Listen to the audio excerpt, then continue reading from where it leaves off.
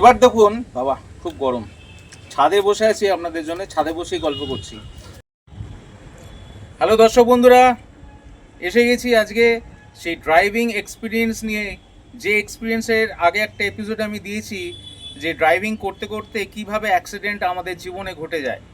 তো আমি যেহেতু আগের এপিসোডেই বলেছি যে আমি খুব প্যাশনেট, হ্যাঁ, এই ড্রাইভিংয়ের ব্যাপারে, এবং প্রায় আমি লং ড্রাইভ যাই। এবং এই ভিডিওতেও আমি দিয়ে দেবো, দেখবেন ওপরে যে বেশ কিছু ড্রাইভ, সেগুলো কিন্তু পারলেও আপনারা দেখে নেবেন, বা আমি ডেসক্রিপশন বক্সেও দিয়ে দেবো। আগের দিনে আমি যেটা বলেছিলাম সেটা কি, যে কিভাবে একটা ছাগলকে আমি বাঁচিয়েছিলাম।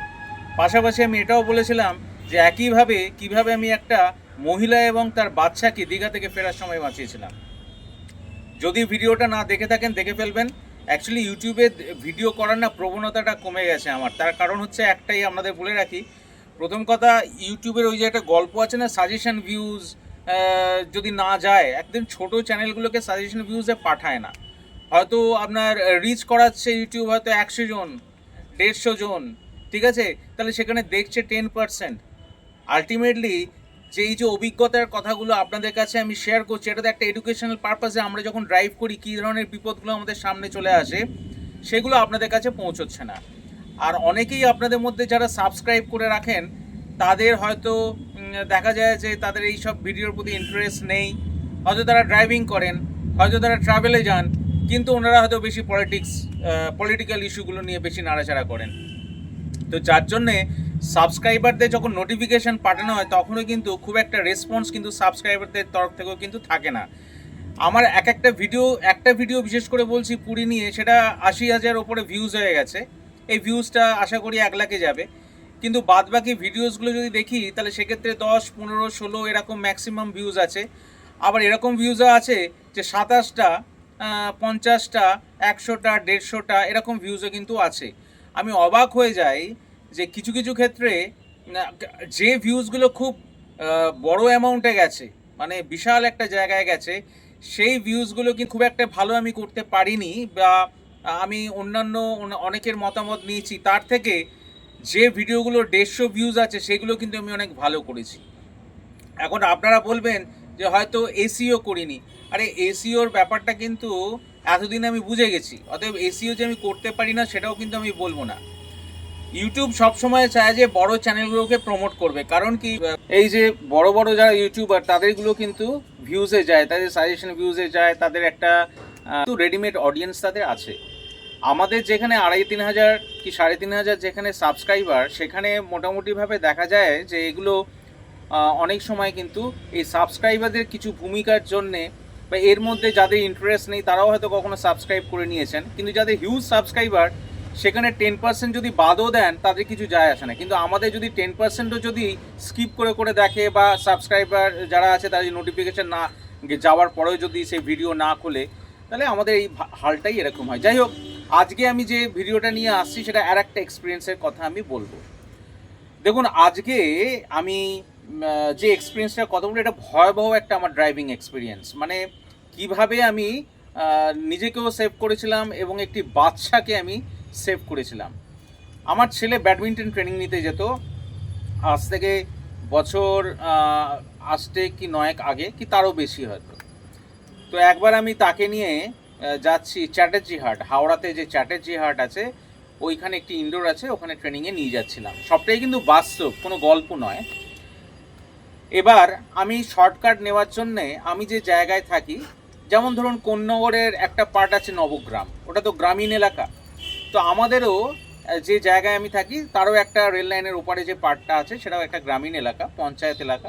এখন অবশ্যই সেটা মিউনিসিপ্যালিটি টেক ওভার করে নিয়েছে। তো ওই রাস্তা দিয়ে আমি শর্টকাট হয়ে আমি যাচ্ছিলাম, যে আমি বম্বে রোডটা ধরবো, দিল্লি রোড হয়ে আমি বম্বে রোডটা ধরবো। এখন রঘুনাথপুর বলে একটা জায়গা আছে, ঠিক রঘুনাথপুরের ঠিক আগে, রঘুনাথপুর বাজারের ঠিক আগে ফাঁকা রাস্তা। তখন দুপুর 2:30-3টে হবে, ওর 4টে থেকে প্র্যাকটিস আরম্ভ হবে।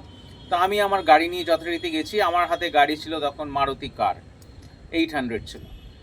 এইবার যখন আমি যাচ্ছি, পাস করছি, নিশ্চিন্তেই পাস করছিলাম, কোনো অসুবিধে নেই, ফাঁকা রাস্তা। বিপদ কিভাবে আসে দেখুন। বিপদটা এলো কীরকম, হঠাৎ করে এদিক ওদিক গলি থাকে, তো মানে মধ্যিখান দিয়ে রাস্তা, এদিক ওদিক গলি থাকে, শুনশান রাস্তা। হঠাৎ করে একটি বাচ্চা তার বল কুড়োবে বলে মানে প্রাণপণে ছুটে রাস্তার মধ্যে বেরিয়ে এলো। ওই ছেলেটি যখন রাস্তার মধ্যে যখন ছুটে এলো, তখন পুরো আমার গাড়ির সামনাসামনি এসে পড়লো। এবার দেখুন বাবা, খুব গরম, ছাদে বসে আছি আপনাদের জন্য, ছাদে বসেই গল্প করছি। তো ছেলেটি যখন গলি দিয়ে সাঁ করে রাস্তার মধ্য প্রান্তে যখন উঠে এলো, বলটা ওপারান্তে চলে গেছে, এবার আমার গাড়ির মুখোমুখি সে। আমি কি করব? আমি তখন কোনো রকমে ব্রেক, যা হবে দেখা যাবে, আমার গাড়িতে আমার ছেলেও আছে, যা হবে দেখা যাবে, ছেলেটাকে তো বাঁচাতে হবে। আমি প্রাণপণে ব্রেক মেরেছি, এত জোর ব্রেক মেরেছি, পেছনের ডিগি শুদ্ধ ওপরে উঠে গেছিল। মানে প্রায় ধরুন 1 ফুট মতন আমি বুঝতে পারলাম যে পেছনের ডিগিটা উঠে গেছে। কিন্তু এই রিস্কটা যেটা আমি নিলাম, মানে ব্রেক মারলাম, এছাড়া কোনো উপায় ছিল না আর কি। মানে আমার তারপরে আমি দেখলাম কি, ব্রেকটা মারার পরে ছেলেটা তো বাঁচলো, আমার সামনের টায়ার দুটো কিন্তু একদম ঘষে যাচ্ছে তাই কাণ্ড। কিছু দূর যাওয়ার পরে দেখলাম বাঁ দিকের যে সামনের টায়ারটা সেটা কিন্তু পাংচার হয়ে গেছে। মানে দুর্গতির শেষ নেই আর কি। যাই হোক, এই যে উদাহরণটা আপনাদের দিলাম, আপনারা যখন গাড়ি চালান তখন এক্সাম্পলটা কিন্তু মাথায় রেখে গাড়ি চালাবেন, কিন্তু আপনি জানেন না যে সামনে আর কি কি বিপদ অপেক্ষা করছে। অতএব খুব সাবধানে গাড়ি চালাবেন। আর প্রতি অবস্থাতে কিন্তু একটা ড্রাইভার নতুন অভিজ্ঞতার শিকার হয়। এখন সেই অভিজ্ঞতার শিকার হয়ে সেই ড্রাইভার শিক্ষা নেয়, কিন্তু সকলের তো সেই অভিজ্ঞতা হয় না। ধরুন আপনি গাড়ি চালান, আপনার যে অভিজ্ঞতা আছে সেই অভিজ্ঞতা আমার নেই। তাই এই অভিজ্ঞতাগুলো, আমার যে অভিজ্ঞতা আছে, আজ ধরুন আমি প্রায় 40 বছর গাড়ি চালাচ্ছি, এই এতদিন গাড়ি চালাবার যে অভিজ্ঞতা, সেই অভিজ্ঞতার নিরিখে যে ইনসিডেন্টগুলো আমার সঙ্গে হয়েছিল, সেইগুলো যদি আপনাদের সাথে শেয়ার করি, আপনারাও কিন্তু কশাস হয়ে যাবেন এবং এই কশানসগুলোকে নিয়ে কিন্তু গাড়ি চালাবেন। আগের দিন আমি বলেছিলাম যে একটা ছাগলকে আমি কিভাবে বাঁচিয়েছিলাম, ঠিক একই রকমভাবে একটা ভদ্রমহিলা এবং তার বাচ্চাকে রাস্তা পেরোনোর সময় ওনাদের আমি কিভাবে বাঁচিয়েছিলাম। তো এগুলো সব আলাদা আলাদা এক একটা করে প্লট আমি প্রতি ভিডিওতে আনছি। তো এই ভিডিওটা দেখার পরে আপনারা ওই ভিডিওটাও দেখে নেবেন এবং আমি ডেসক্রিপশন বক্সেও কিন্তু এর লিঙ্কটা দিয়ে দেবো। রাখলাম, ভালো থাকবেন।